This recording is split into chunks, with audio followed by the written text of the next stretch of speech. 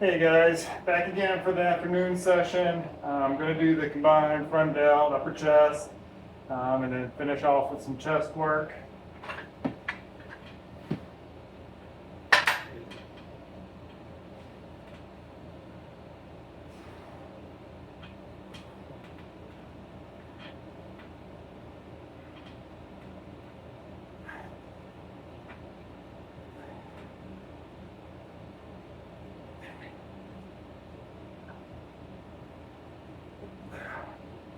Oh, that was hard.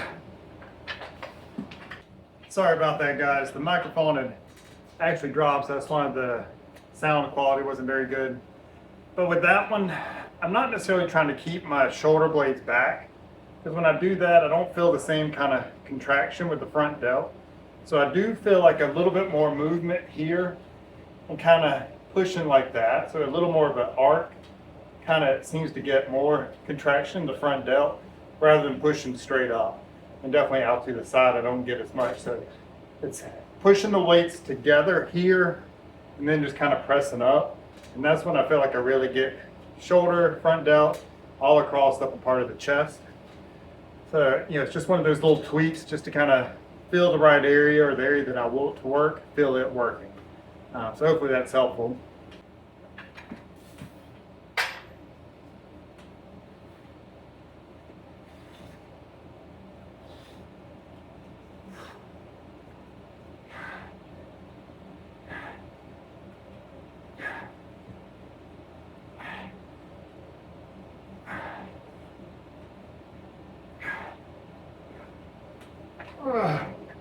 So you can kind of see with that, my hands are kind of over lower chest or even stomach a little bit, rather than coming straight up for my arms. So instead of coming here, they're more here.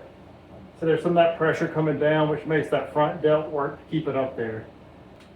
Incline press is next. So you guys should see the difference in kind of the path that the dumbbells take. And there's definitely a lot more emphasis on chest here than there is on the front delt.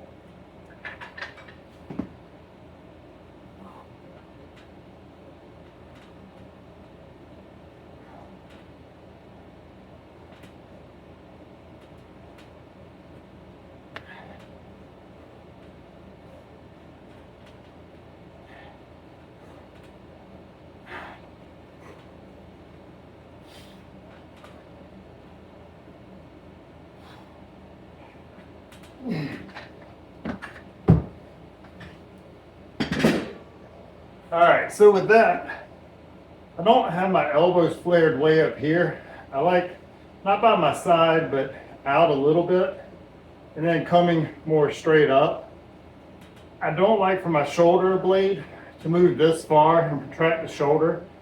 I don't feel anything on my chest, or at least pec major, maybe some pec minors working.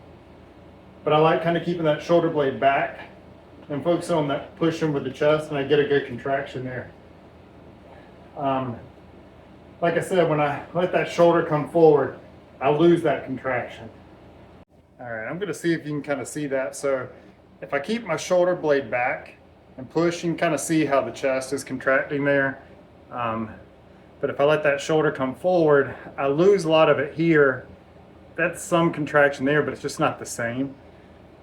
So I know some people, I think the guy's name's Jonathan Warren on YouTube.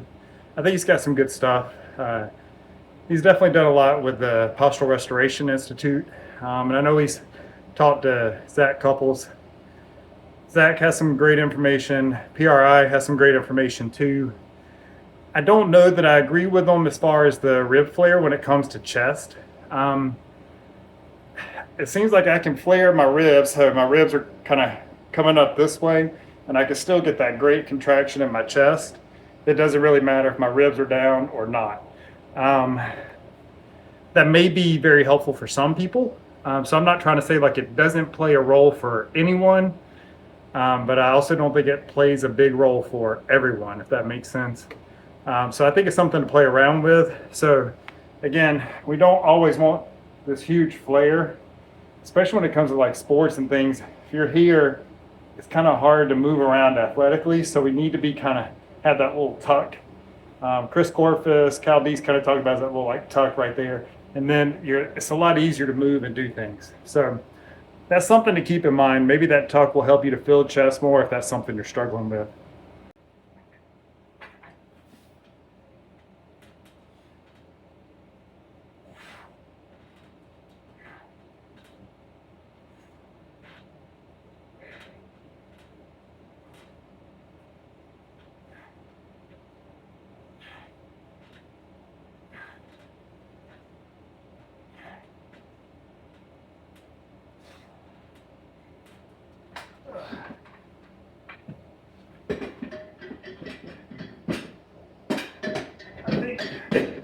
I think some of the issues with the flare and different things too comes into what you're trying to accomplish.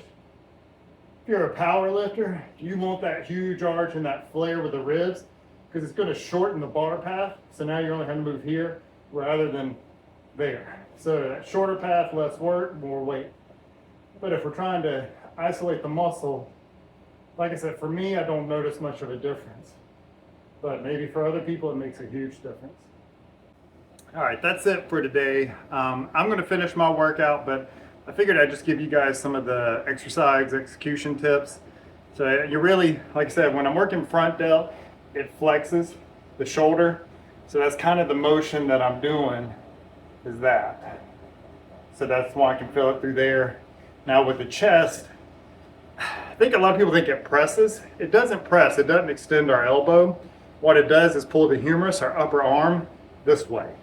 So that's what's coming. So our arm's kind of out, abducted, now it's coming into adduction.